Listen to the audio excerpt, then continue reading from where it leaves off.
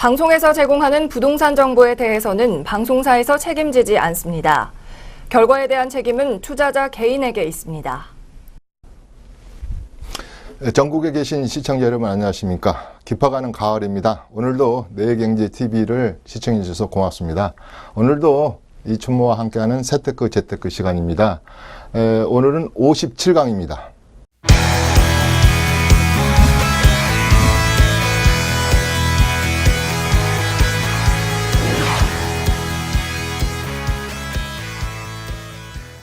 오늘은 57강 내용은 가장 중요한 내용이라고 할 수 있습니다. 세테크 재테크 자녀에게 맡기십시오. 이제 자녀를 위한 공간을 남겨주십시오.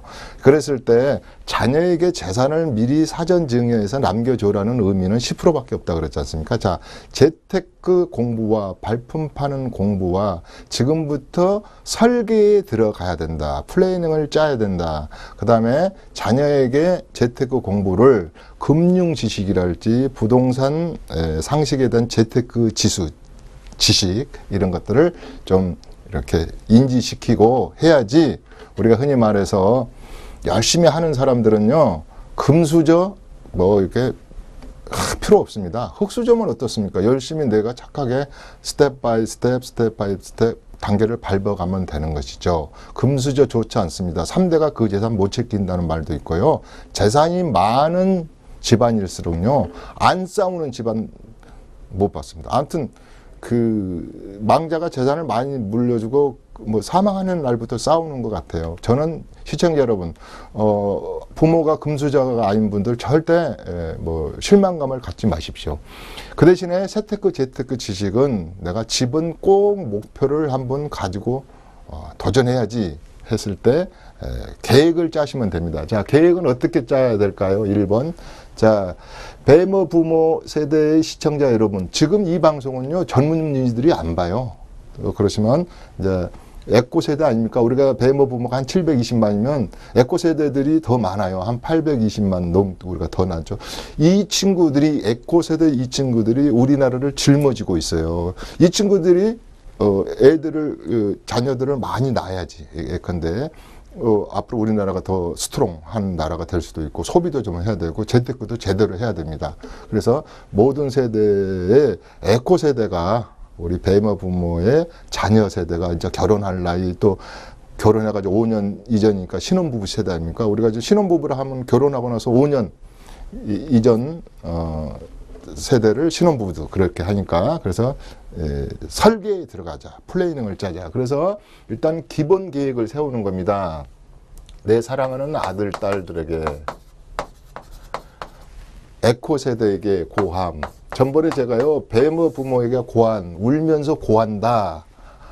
제발 공부 안 하고 조금 있는 시드머니, 달콤한 이 길을 좀 두껍게 닫아야 되는데, 이 길을 너무 빨리 열어가지고 시드머니를 홀라당 그냥 다른 데 갖다 이렇게 상납하는 경우도 있고, 그래서 그때 한번 고한 적이 있어요. 오늘은 내 사랑하는 대한민국의 기둥이 될 이 에코 세대의 딸들이요, 재테크를 한다면 저 부동산만 제가 설명하는 게 아닙니다. 주테크, 주식에 관한 테크, 그 다음에 내 집 마련을 하기 위한 주테크. 가장 우리 에코 세대들이 세계에서 가장 불쌍한 세대예요. 내 집 마련 꿈을요, 다른 나라보다, 제가 그랬죠, 싱가포르는 3년만 꾸면 돼요. 우리는 10년, 15년까지 꾸지 않습니까? 전세도 해결이 안 돼요, 전세도. 그렇기 때문에 1번은 기본 계획을 잘 세워라. 결혼해서 3년차, 5년차, 아직 예비 신랑, 신부, 기본 계획을 세우는 거. 그 다음에 기본 계획을 세웠으면 실시 계획을 세워야 되겠죠. 실시 계획을 세웁니다. 그 다음에 이제 행동하는 거죠. 행동. 이 계획만 세우면 뭐해? 다 행동을 해야지. 건물로 말하면 착공하는 거 아닙니까? 그 다음에 어느 과정을 거쳐서 4번에 내 집이 완성되고 재테크가 거의 평생 진행될 겁니다.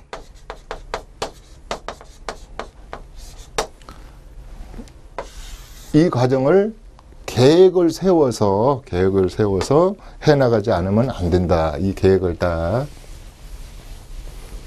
자, 기본 계획은 두 가지가 있을 수 있습니다. 자녀에게 재산을 넘겨라 했을 때 제가 수없이 말했습니다.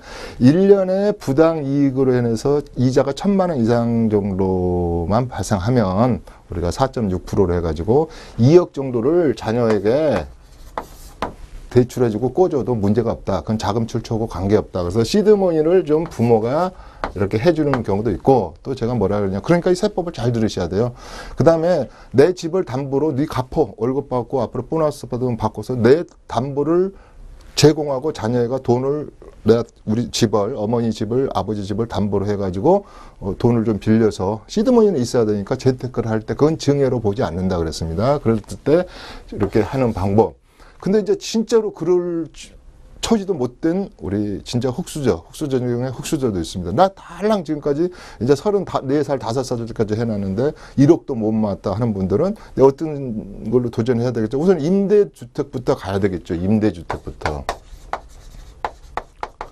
임대주택의 종류가 크게 4가지가 있어요. 우리가 88 올림픽이 끝나고 1989년에 처음 나온 사회복지 차원에서 나오는 장기 사회적 배려자죠. 진짜 옛날에는 막 영세민 그랬던 적이죠. 그 당시에는. 그 다음에 이제 기초수급 생활 대상자. 그래서 장기 50년짜리의 장기 임대가 있고, 또 국민 임대 뭐 30년짜리 장기 임대. 그 다음에 요새 민간인이 기업형 누스테이, 기업에서 하는 거 아닙니까? 임대. 근데 우리가 여기 4번에서 말하는 것은 공공임대.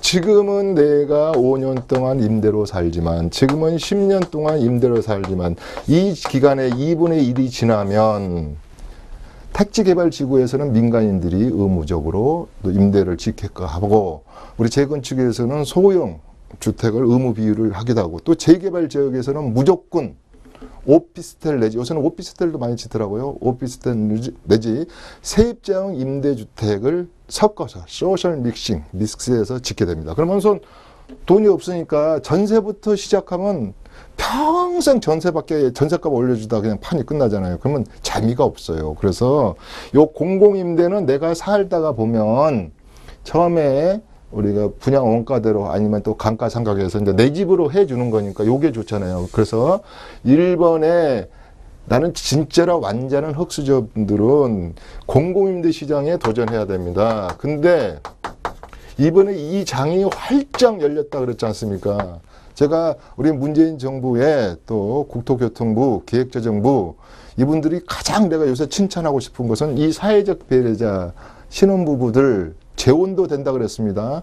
이렇게 사회적으로 출발하는 분들에게 이 주택을 OECD 수준으로 이렇게 많이 공급을 한다 그러니 이건 영원한 나의 임대 아파트고, 이건 내 집이 아닙니다. 6년 살 수 있고 8년 살 수 있고 뭐 이러지만 영원한 내 아파트, 나무집인데 이건 내한테 이전 고시해 주는 거 아닙니까? 문서를 나 앞으로 어느 순간이 지나면 임대해 주는 요것을 공부를 해서, 전번엔 서울은 높고 내 집은 없다, 그 다음에 세상은 높고 내 집은 없다 하고 이걸 잠깐 설명했더니 그때 우리 그 해피하우징 연구소가 마비가 될 뻔했어. 막 하여튼 잘 제가 귀찮게 전화를 많이 받았던 거예요. 그만큼 우리가 내 집 마련에 기초적인 지식도 없다는 거예요. 제 자랑은 아니지만요, 제 연구소에 가면 저는 책 속에 파묻혀 있어요. 신문 한 다발 막 한 3년째 저는 신문을 안 버리거든요. 제가 보는 신문의 종류만, 아침에 들어오는 신문만 6종류입니다. 인터넷 신문 14개. 정보는 다 얻어야 되지 않습니까? 그 다음에 전기 간행물, 그 다음에 내가 책 쓰면서 이 원고 수만 장 막 이렇게 돼서 전 책 속에 갇혀 있거든요. 와보면 깜짝 놀랐는데 남들이 오면 일하는 것 같다 그래요. 오늘도 하여튼 팔을 좀 걷고 나왔습니다. 오늘 이게 재테크에 자녀에게 해라. 이게 팔을 딱 걷어붙이고 정신 바짝 차리고 하면 누구나 내 집을 가질 수 있어요. 저는 내 집을 못 갖는다는 생각을 너무 포기하지 말라는 뜻이에요. 그래서 공공임대 이거 공부하고, 그 다음에 또 제가 뭐 공부해라 그랬지 않습니까? 특별분양.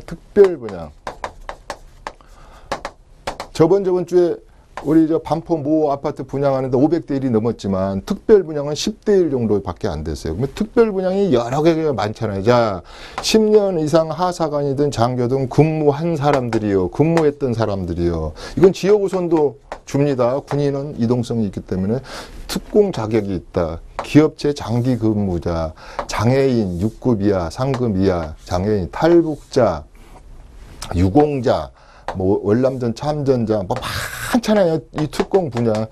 제가요 우리 이 강의 시간에 자 특공의 분야에 해당되는 사람 이러니까 손을 두 사람밖에 안 드는 거예요. 장애인의 뭐 상급 장애인밖에 없다는 거예요.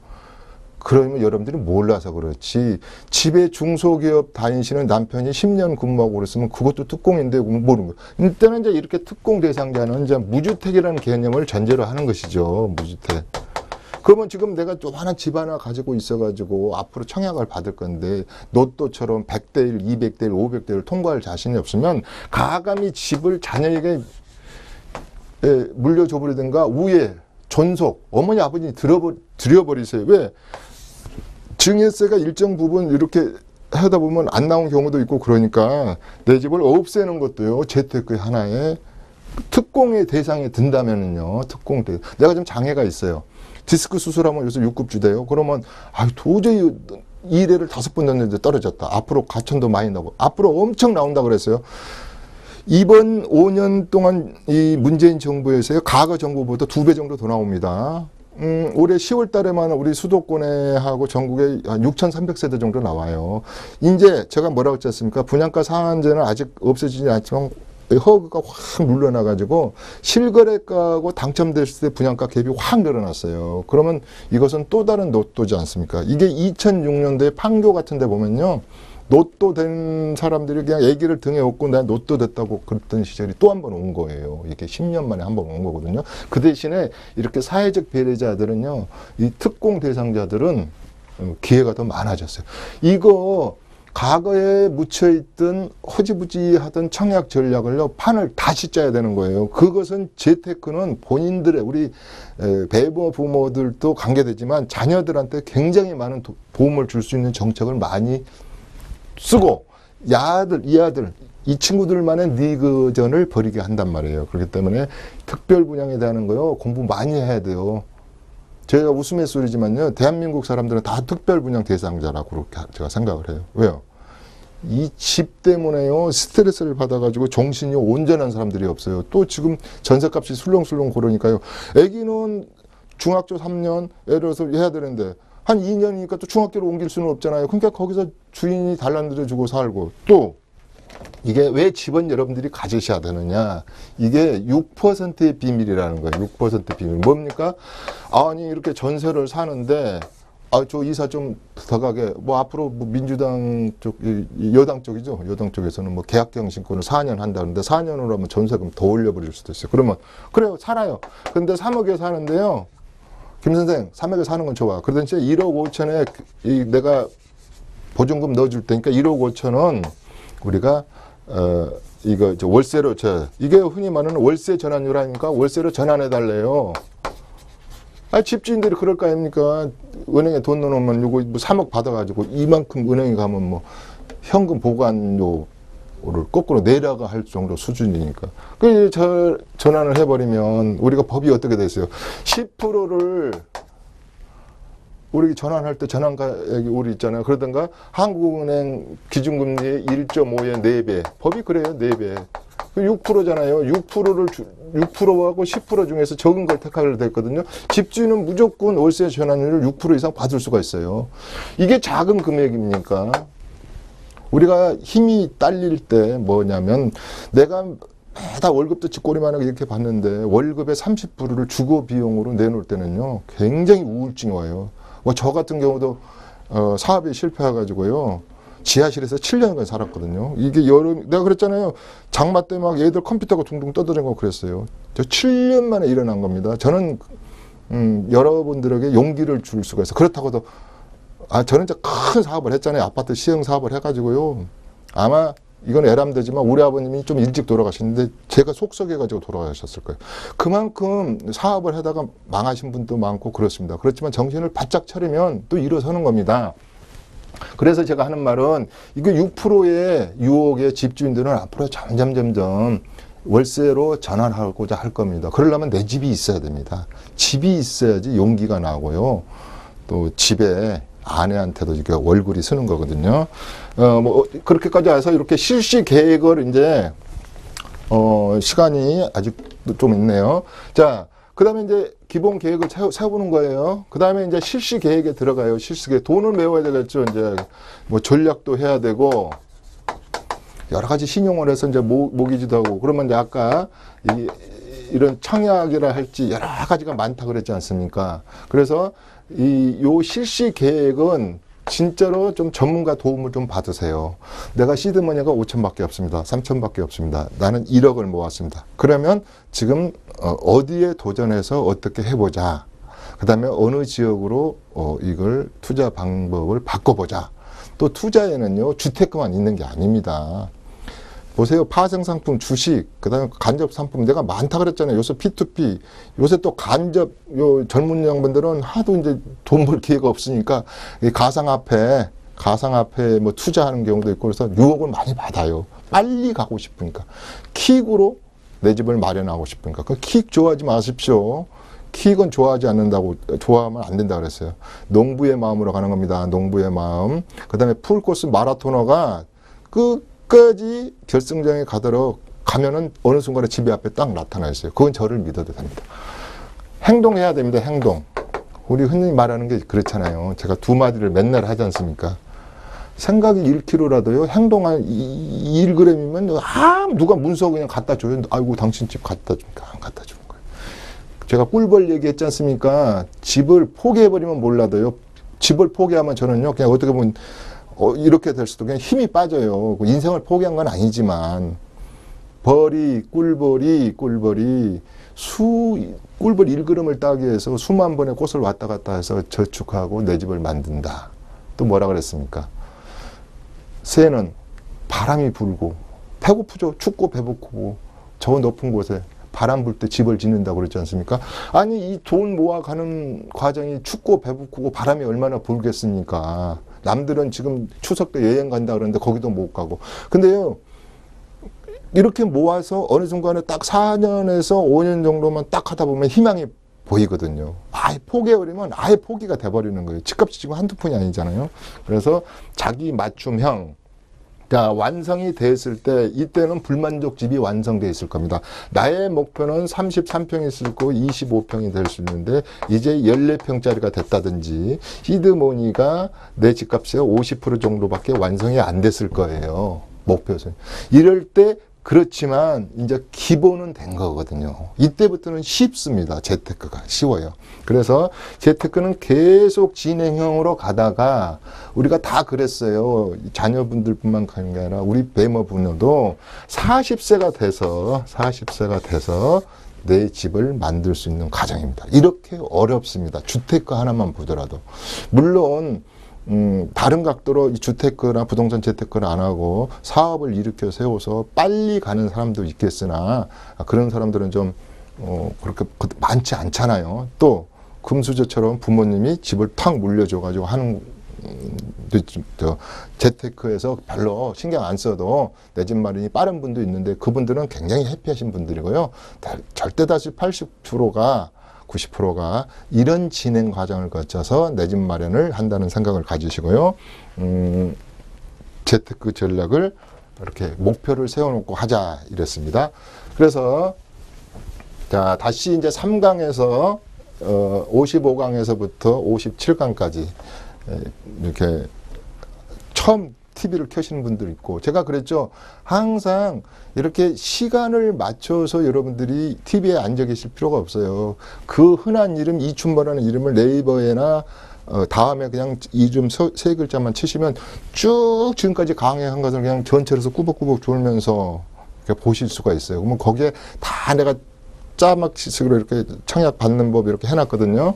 또 다음에 시즌 2에서도 그렇게 할 거고 그래서 이 세 가지 오늘 55강, 56강, 57강이 왜 중요하다 그랬냐면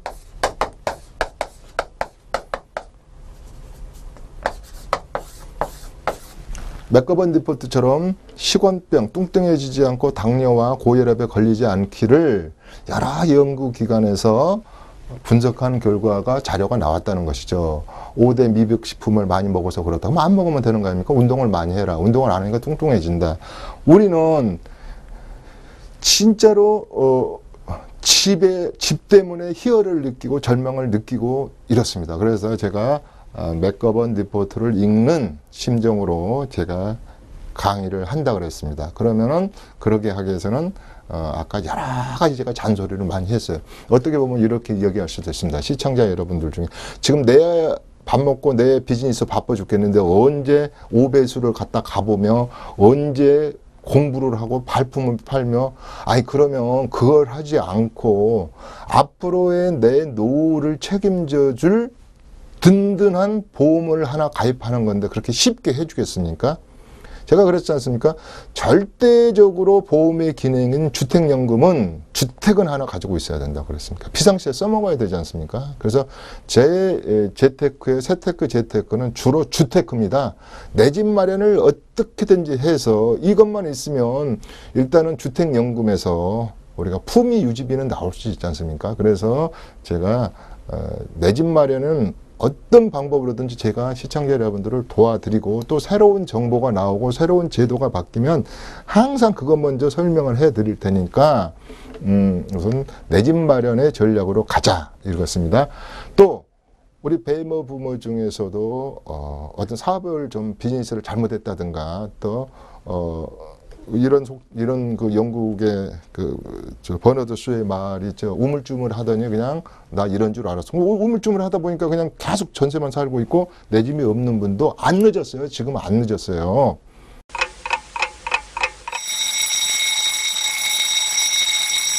앞으로 24개월 됐어요. 수도권 아직도 12개월. 지금 들어도 2년 금방 갑니다. 제가 그랬잖아요. 앞으로 노무현 정부 56개월이나 남았어요. 그리고 저번에 말하냐면 박근혜 정부나 이명박 정부보다 분양시장이 더 많이 열렸다고 그랬어요. 지금 당장 이 주변부터 둘러보시고요. 청약저축 없으면 들으세요. 왜요? 앞으로는 한 가구 집을 가지고 있는 무주택자 위주로 집을 분양시장을 열어놓는다고 하지 않습니까? 두 번째는 집을 한 채 가지고 융자를 받은 시청자 여러분, 국민 여러분에게는 돈을 1원도 안 꾸준다고 그러지 않습니까? 돈을 이제 안 꿔준대요. 그러면 DTI, 그 다음에 DSR, 이게 사실은 무시무시한 거예요. 그냥 쉬운 말로 이거 표현하면, 어려운 말로, 돈 한 번이라도 빌려서 집 사는 것이 있으면, 두 번째 집부터는 돈 안 꿔주겠습니다. 그래서 올트게든 나스팅 한 푼도 안 껴주겠다. 또 어떤 구역은 30%만 꿔주겠다. 이런 거 아닙니까? 그러면 누가 이기느냐? 앞으로 이 무주택자 위주로 시장이 열려 있어요. 공공시장이요. 였습니다. 그래서 제가 오늘 하는 것은 세테크 재테크 중에서 자녀에게는 꼭 줄 것이 없다면은 10만 원짜리 오늘 각 시중은행에 가서 청약저축을 드는 것부터 하고요. 이미 많이 들어있어요. 1000만 명 이상이 계좌를 가지고 있습니다. 그러면 오늘 장롱성에 꺼내서 점수 계산도 해보시고 또 어디가 어디 넣어야 될지 모르겠으면 내가 있잖아요. 전화를 하세요. 그래서 도움을 받으시라 이 말이에요. 그래서 자녀에게 물려줄 것은요. 빌딩 물려준 사람은 해피하고 집 한 칸 밀려주는 것은 해피하지만 자녀들에게 물려줄 것은 두 가지다. 재테크를 포기하지 말아라. 내 집을 포기하지 말아라는 식탁에 마주보고 하는 잔소리 하나 하고요. 너 청약저축 들고 있니? 19세 이상이라면 놓을 수 있대. 그 다음에 너는 세대 분리는 되어 있니? 이런 거에서부터 너는 임대주택에 대해서 얼마 좀 알고 있니? 그거에서부터 마지막으로 야 우리 옆집에는 재테크 공부를 해가지고 전세 사는데 전세금을 안 돌려준다면 세 가지 방법을 짜르르 알고 있더라. 가는 걔는 어디서 공부를 했는지 그런 거에서부터 너는 그다음에 어디 청약한다는 것을 이 개념 자체는 좀 알고 있어. 자 이번에 10월 달에만 해도 14군데가 아주 이렇게 시세 차익이 나는 곳이 이게 나온다더라. 너 한번 도전해 봐라. 이런 거에서부터 여러 가지 신풍속도, 부동산은 돈 가지고 하는 게 아닙니다. 정부의 정책 가지고 재테크 하는 거거든요. 정부에서 팍팍 밀어준다고 할 때 재테크 포기하지 마시고 재테크에 도전하시기 바랍니다. 55강, 56강, 57강. 이제 나머지 3강을 남겨놓고 있습니다. 시즌 1은 다음 시간에 또 3강의를 몰아서 또 재미있는 여러분들에게 유익한 재테크 정보를 드리고자 합니다. 이츠모의 재테크 오늘 이 시간은 여기서 마무리하도록 하겠습니다. 고맙습니다.